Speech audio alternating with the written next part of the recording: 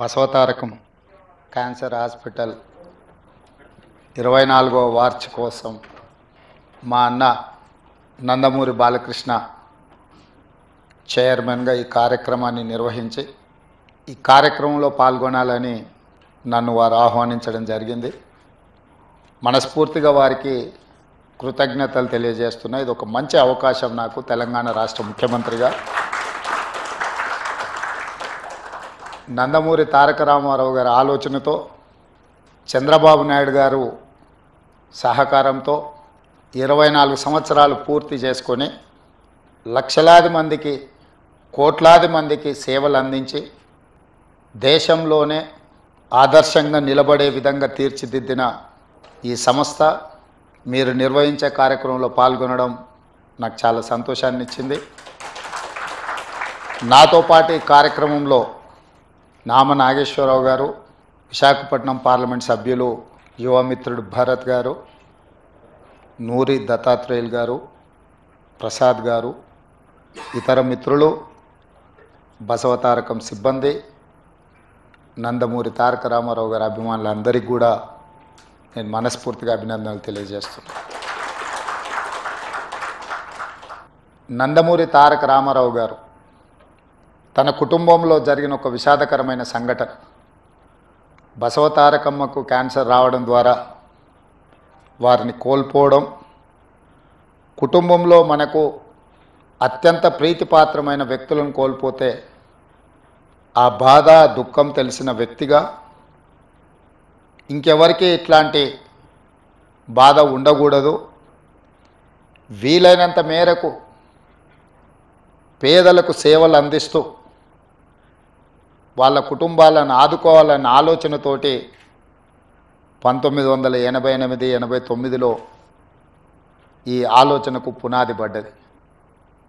ఆ ఆలోచన ముందుకు సాగకపోయినా 2000 సంవత్సరంలో నారా చంద్రబాబు నాయుడు గారు రెండవసారి ముఖ్యమంత్రిగా బాధ్యతలు చేపట్టిన తర్వాత ఆనాటి ప్రధానమంత్రి అటల్ బిహారీ వాజ్పేయి గారిని పిలిపించి ఈ సంస్థను ముందుకు తీసుకెళ్ళాలి, నందమూరి తారక రామారావు గారి యొక్క ఆలోచన సంక్షేమము అభివృద్ధి విధానాలను కొనసాగించాలని వారు పట్టుదలతో ఆనాటి దేశ ప్రధానమంత్రిని ఇక్కడికి రప్పించి ఈ యొక్క గొప్ప అద్భుతానికి పునాది రాయడం జరిగింది.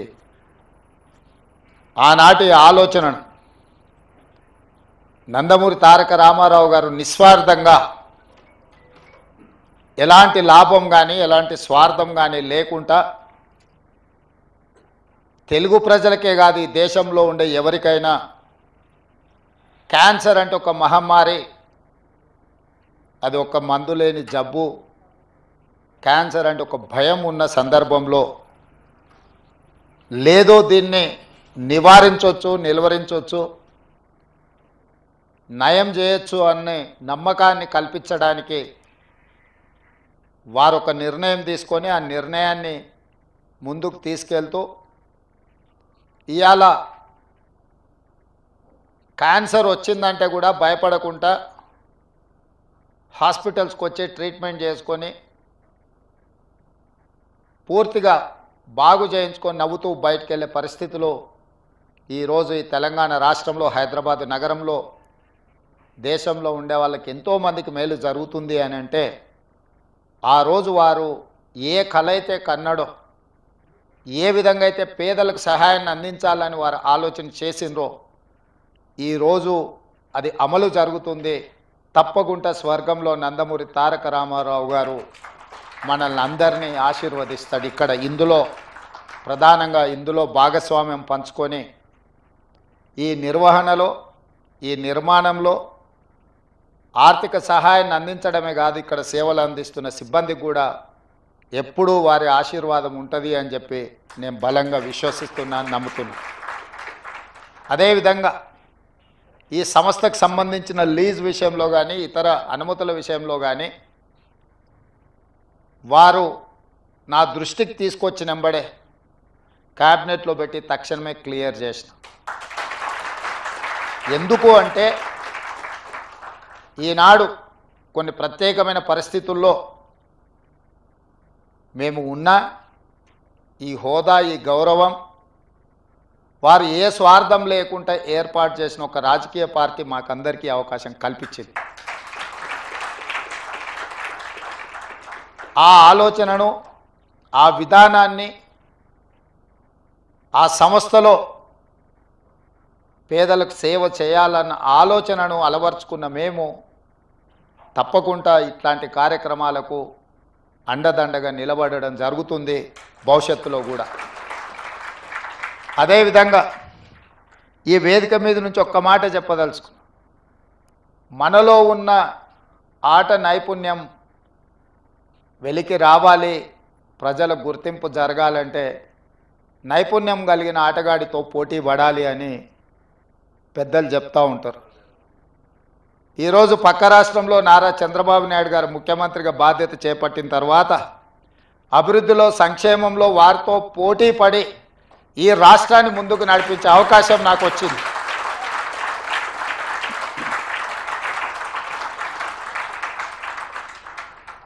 గతంలో 12 గంటలు పనిచేస్తే సరిపోతుంది, అంతకు మించి అవసరం లేదు అనుకునేవాడిని.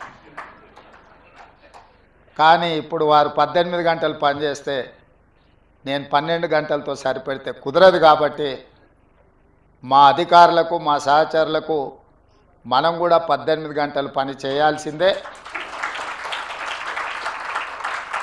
అభివృద్ధి విషయంలో, సంక్షేమం విషయంలో పోటీపడి ఈ 2 తెలుగు రాష్ట్రాలు ప్రపంచానికే ఒక రోల్ మోడల్గా నిలబడాలి అని నేను భావిస్తున్నాను. ఆ దిశగా మా ఆలోచన, మా విధానాలు, మా నిర్ణయం ఉంటుంది. అందులో భాగంగానే తెలంగాణ రాష్ట్రంలో చాలా హాస్పిటల్స్, అంటే ఇది Hyderabad is the hub for hospitals, కానీ నా ఆలోచన హెల్త్ టూరిజం హబ్ను ఒకటి క్రియేట్ చేయాలని మా ప్రభుత్వం ఆలోచన చేస్తుంది. ప్రపంచంతోనే పోటీ పడే విధంగా ప్రపంచంలో ఉండే అన్ని జబ్బులకు సంబంధించి ఇక్కడనే వైద్యం అందే విధంగా ఒక హెల్త్ టూరిజం హబ్ని డిజైన్ చేయాలని ప్రాథమికంగా మేము ఒక అంచనాకు వచ్చినాం. శంషాబాద్ ఇంటర్నేషనల్ ఎయిర్పోర్ట్ చుట్టుముట్టూత స్థలాన్ని సేకరించి ఒక 500 నుంచి 1000 ఎకరాలలో ప్రపంచంలో ఉండే రాణించిన, ఈ రంగంలో పేరుగాంచిన సంస్థలను అన్నిటిని కూడా రప్పించి అక్కడ వాళ్ళకు అనుమతులు ఇచ్చి ప్రపంచ దేశాలలో నుంచి ఎవరైనా హైదరాబాద్కి వెళితే ఎలాంటి జబ్బుకైనా వైద్యం అందుతుంది అనే విధంగా తీర్చిదిద్దాలన్న ఆలోచన మా ప్రభుత్వం చేస్తున్నది. ప్రధానంగా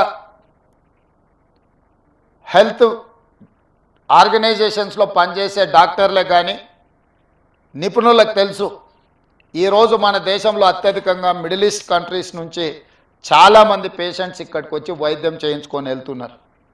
వాళ్ళకి రావడానికి, పోవడానికి అవసరమైన విమాన సౌకర్యాలే కాదు, విమానాశ్రయంలో దిగిన తర్వాత కూడా వాళ్ళకి ఎలాంటి ఇబ్బంది జరగకుండా ఒక గ్రీన్ ఛానల్ ఏర్పాటు చేసి మిడిల్ ఈస్ట్ కంట్రీస్ నుంచి ప్రధానంగా ఇక్కడ వైద్యం కోసం వచ్చే వాళ్ళకందరికీ కూడా ఒక అద్భుతమైన సౌకర్యాలు ఏర్పాటు చేయాలన్న ఆలోచన మా ప్రభుత్వానికి ఉన్నది. తప్పకుండా ప్రణాళికతో ముందుకు వస్తాము.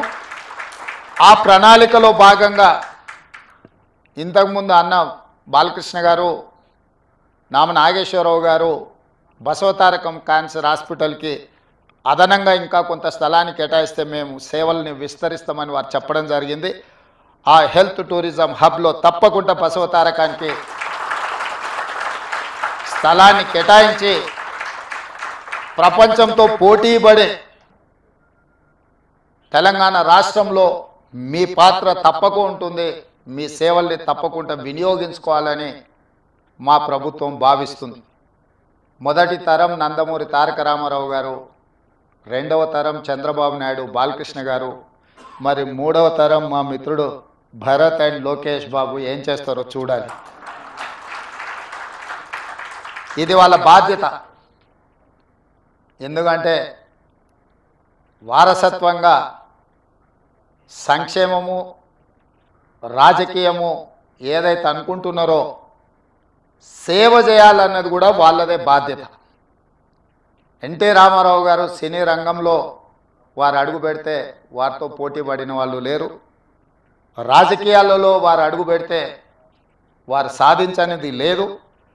ఈ దేశంలో ఈనాడు సంకీర్ణ రాజకీయాలకు పునాది పడ్డది కేంద్ర స్థాయిలో, రాష్ట్ర స్థాయిలో అంటే national front, United front, NDA లాంటి ఈ సంకీర్ణ రాజకీయాలకు పునాదులు వారు వేసిండ్రు. ఈరోజు దేశ రాజకీయాలనే సంకీర్ణ రాజకీయాలు ఈరోజు నడిపిస్తుంది.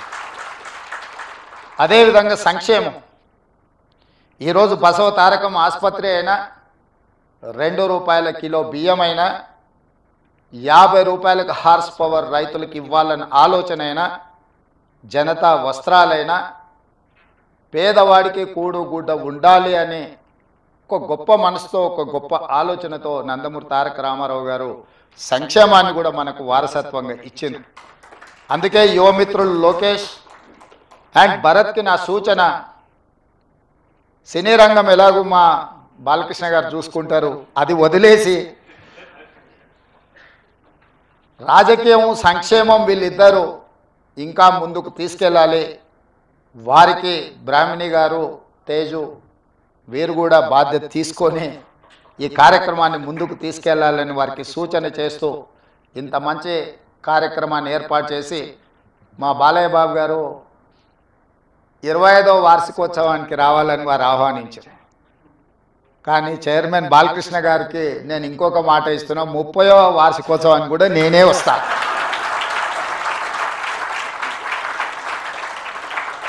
ధన్యవాదాలు.